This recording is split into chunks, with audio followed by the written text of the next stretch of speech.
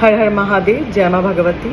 কেমন আছেন আপনারা? আমি জানি তার নম্রতা শোয়ের প্রত্যেকটা বন্ধু ভালো আছে, আমিও খুব ভালো আছি। আজকে যেটা বলবো সেটা আমি নিজেও খুব হাসছিলাম যখন শুনি, মানে আমি ছোট থেকেই এটা শুনতাম, আমিও ইনফ্যাক্ট এটাই জানতাম। আমার কোনো এক বান্ধবীর সাথে আমার খুব আর্গুমেন্ট হয়। কথাটা হচ্ছে যে মায়ের 4টে সন্তান। এবার যাই হোক, কোনো একটা কথা এসছে মায়ের 4টে সন্তান, দুটো কার্তিক গণেশ, সেটা তো মেনে নিলাম, আর দুটো হচ্ছে মা সরস্বতী আর মা লক্ষ্মী। এবার আমি মানে যা হয়, মানে যারা এই ব্যাপারটা জানেন তারা বুঝতে পারবেন যে এরকম ভুল কথা শুনলে কিরকম ইরিটেশন হয়। আমি বললাম মা সরস্বতী আর মা লক্ষ্মী কিন্তু মায়ের মা দুর্গার স্বরূপ। মা ভাগবতীর তো অনেক স্বরূপ, যেমন মা দুর্গা মায়েরই ত্রিপুর সুন্দরী, তেমনি মায়েরই লক্ষ্মী জি, মাতা সরস্বতী সবই মায়ের স্বরূপ, কিন্তু মায়ের কন্যা নয়। দুর্গা পুজোয় তাদের দুজনের আসার কারণ অন্য, আর মা তার দু সন্তানের সাথে আসেন। আর আশাক সুন্দরীর পুজো এখানে হয় না, মায়ের একটি কন্যা সন্তান আর একটি মানুষ কন্যা, যেটা হচ্ছে মা মনসা, আর একটি হচ্ছে আপনার আশাক সুন্দরী। তো সো আমাদের এখানে কেউ আশাক সুন্দরীর পুজো করে না, বাট আপনি যদি একটু সাউথের দিকে যান, মাতা আশাক সুন্দরীর পুজো করা হয়। মা দুর্গা, বাবা, মা অ্যান্ড কার্তিকে আর গণেশজির সাথে আশাক সুন্দরীরও পুজো হয়। তো মায়ের যে এই যে মা লক্ষ্মী মা সরস্বতী আসার কারণটা কি, এটা খুব মজার ব্যাপার। মা আসছেন দশভুজা, হাতে ত্রিশূল, আর স্বয়ং অসুরকে তো মা বধ করেননি। যখন মা বলে ডেকেছিলেন তখন তার বুকের ওপর পাড়া দিয়ে মা তাকে শান্ত করেছিলেন, মা তাকে মারেননি, মাকে মা বলে ডেকেছিল বলে। তো মা তো কোনোদিনও সন্তানকে মারতে পারেন না, তাকে নিজের আয়ত্তে নিজের কন্ট্রোলে রেখেছিলেন। মা দুর্গার আসার মানে হচ্ছে নারী শক্তিকে জাগিয়ে দেওয়া আর অসুর শক্তির দমন। অসুর শক্তি মানে এটা নয় সবসময় পুরুষের মধ্যে অসুর মনোবৃত্তি কাজ করে, নারীর মধ্যেও কাজ করে, মানে সমস্ত অন্ধকারকে দমন করছে মা দুর্গা। একমাত্র মা দুর্গার সামনে হাত জোড় করে সকল দেবদেবী দাঁড়ান। তো মা দুর্গা যখন আসছেন তার সাথে কে আসছেন? মা লক্ষ্মী। মা লক্ষ্মী মানে কি? প্রসপেরিটির দেবী। মা অন্ধকারকে মোছাচ্ছেন, ঘোচাচ্ছেন, নারী শক্তির মধ্যে মানে এটা নয় যে মা শুধু নারীদেরকেই শক্তি প্রদান করছেন, না, মা তার সমাজের সকল সন্তানের মধ্যে শুভ শক্তির উত্থান করছেন। মা লক্ষ্মী তার প্রসপেরিটিকে বিচরণ করছেন। এইবার প্রসপেরিটি কি করে আসবে? প্রসপেরিটিটা আসে বিদ্যা থেকে, বুদ্ধি থেকে, জ্ঞান থেকে। সেটাকে প্রদান করছে মা সরস্বতী। মা সরস্বতী আসছেন বিদ্যা, বুদ্ধি, জ্ঞান। মা লক্ষ্মী মাতা কি করছেন? যখন আপনার মধ্যে বিদ্যা, বুদ্ধি, জ্ঞান, শক্তি, বিচক্ষণতা, আপনার মধ্যে সমস্ত নেগেটিভিটি থেকে পজিটিভিটিতে আপনি যখন জীবনটাকে রুল করছেন, তখন আপনার আসছে প্রসপেরিটি, আপনার তীক্ষ্ণতা, আপনার দিব্যতা। তো সো মায়ের সাথে মা লক্ষ্মী, মাতা লক্ষ্মীজি, মাতা সরস্বতী, মা দুর্গার আসার কারণ হচ্ছে এইটা ত্রিশক্তি।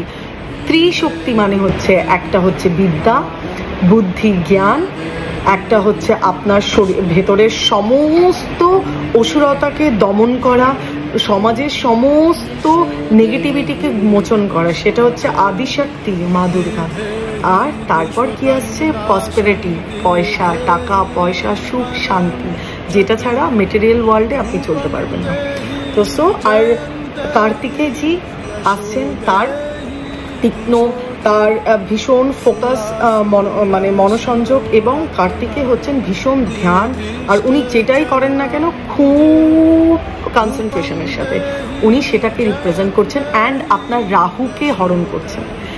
আর গণেশজি, নটখট গণেশ, বাল গণেশা, উনি কি করছেন? উনি আনন্দ করছেন, সবার মধ্যে মঙ্গল মূর্তি। সমস্ত পুজোর আগে ওনাকেই আহ্বান করা হয়, উনি ওনার মায়ের সাথে লাড্ডু খেতে আর এনজয় করতে এসেছেন। আর আমাদের মধ্যে সমস্ত মঙ্গলময়, সমস্ত কিছু শুভ মঙ্গল করার জন্য উনি মায়ের সাথে আসছেন। আর মহাদেব মাথার উপরে, বাবা তো আসেন না, আমরা সবাই জানি স্টোরিটা, যে বাবা আগের থেকে রাগ করে যে বাপের বাড়ি যাবে না। তো সো সবার ওপরে মহাকাল বিরাজমান, কেননা সব কিছুর ওপরে মহাদেব। তো সো মানে ক্লিয়ার হলো, আই থিঙ্ক আপনাদেরও ক্লিয়ার হলো আমার এই ব্যাপারটা নিয়ে। ছোটবেলা থেকেই আমি শুনে আসছি মায়ের 4 সন্তান 4 সন্তান 4 সন্তান। ইয়েস, মায়ের 4 সন্তান, কিন্তু সেই দুটি মেয়ের নাম হচ্ছে, একটা হচ্ছে মানসকন্যা মা মনসা, দ্বিতীয় কন্যা হচ্ছে অশেক সুন্দরী।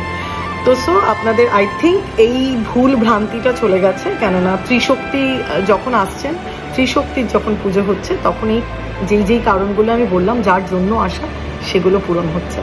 মা সম্পূর্ণ মানে রামজি অকাল বোধন, মানে ওনাকে যখন রামজি যাওয়ার আগে কাকে পুজো করবেন? মাকে, কেননা সমস্ত কিছুর নাশ মা দুর্গাই করেন। তার থেকে শক্তি না নিলে আমাদের কিছু করারই নেই। এই সময় আমরা যদি একটু মায়ের মানে প্যান্ডেলে আমরা যাই, হ্যাঁ অষ্টমীর অঞ্জলি দিতে হবে, সব কিছু করি, একটু ধ্যান, একটু অঞ্জলি তো দিতেই হবে, মায়ের পায়ে ফুল দেবো না তো কার পায়ে ফুল দেবো, কিন্তু সেটা যদি একটু সুন্দরভাবে হয়, একটু ধ্যান করা, আমরা ঘোরা বেড়ানো সব কিছু করি। দেখুন মায়ের প্যান্ডেল হপিং করি, মাকে জায়গায় জায়গায় আমরা দর্শন করতে যাই, খুব ভালো লাগে, সব কিছু ঠিক আছে, কিন্তু মা ত্রিশক্তি যখন আসছেন তার এনার্জিটাকে পুরোপুরিভাবে নেওয়ার চেষ্টা করুন। হতে পারে প্যান্ডেলে দেখুন ধ্যান করার জন্য সবসময় চোখ বন্ধ লাগে না, প্যান্ডেল হপিং করতে করতে আমরা অনেক সময় খুব টায়ার্ড হয়ে পড়ি, একটু কোনো প্যান্ডেলে বসে যতই ভিড় থাকুক না কেন, আপনি যদি মায়ের দিকে একবারে তাকিয়ে থাকেন, মায়ের ত্রিশক্তির দিকে তাকান, আপনার মনেই হবে না আপনার আশেপাশে কিছু আছে। পুজোর জন্য ভাবের দরকার, মনের পুজো হয়, মন থেকে। আপনি আমাকে শুনলে হয়তো অনেকেই ক্রিটিসাইজ করবেন, আমি বাথরুমে বসেও আমি মহাদেবকে স্মরণ করি। ইয়েস, আমি সবসময় আমার মহাদেবকে স্মরণ করি। মহাদেব সর্বত্র, সেটা বাথরুম হোক, সেটা বেডরুম হোক, সেটা ঘুমোতে হোক, সেটা রাস্তায় হোক, সেটা যেখানে ইচ্ছা হোক, শ্মশানে হোক, সমস্ত জায়গায় ভগবান বিরাজমান। কেননা আমরা তাদের মধ্যে মহাকাল আদিশক্তি, সব জায়গায় মাদার নেচারে মহাকাল আদিশক্তি রয়েছে। তো সমস্ত জায়গায় সমস্ত সিচুয়েশনে আপনি মুভি দেখতে দেখতেও আপনি ধ্যানে চলে যেতে পারেন, যদি সেই কন্ট্রোলটা আপনার মধ্যে থাকে।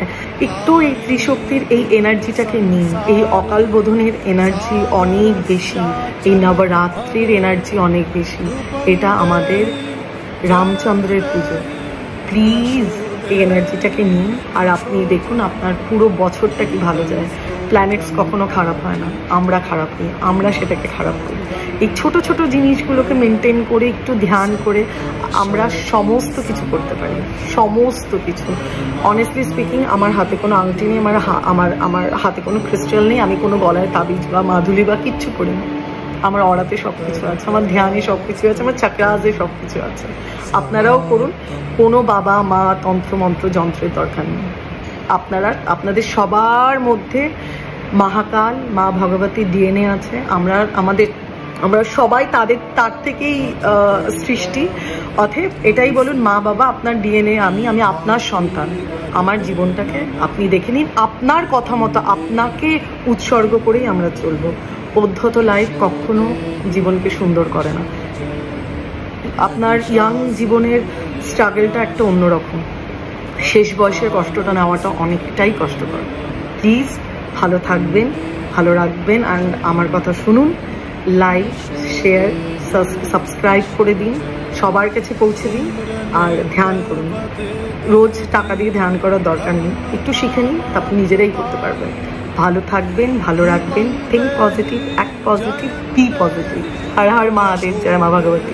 আরেকটা কথা বলবো, থ্যাংক ইউ সো মাচ। আপনারা অনেকেই দেখছেন, অনেকেই লাইক করছেন, কিন্তু সাবস্ক্রাইবটা করছেন না। করলে খুব ভালো হয়, করলে আরও মানুষের কাছে পৌঁছে যাবে। ইউটিউব নিজের থেকে আমাকে অনেকের কাছে পৌঁছে দেবে। আর সবসময় যে টাকার জন্য সেটা নয়, আমার এখান থেকে কিছু পাওয়ার নেই, আমার এটুকুই পাওয়ার। আর আমি যাতে সকলের কাছে ঠিক আমি যেটা শিখছি, যেটা জানতে পারছি, ডে বাই ডে আমি যত উন্নত হচ্ছি, আমি চাই আমার আশেপাশের লোকরা ততটাই উন্নত হোক।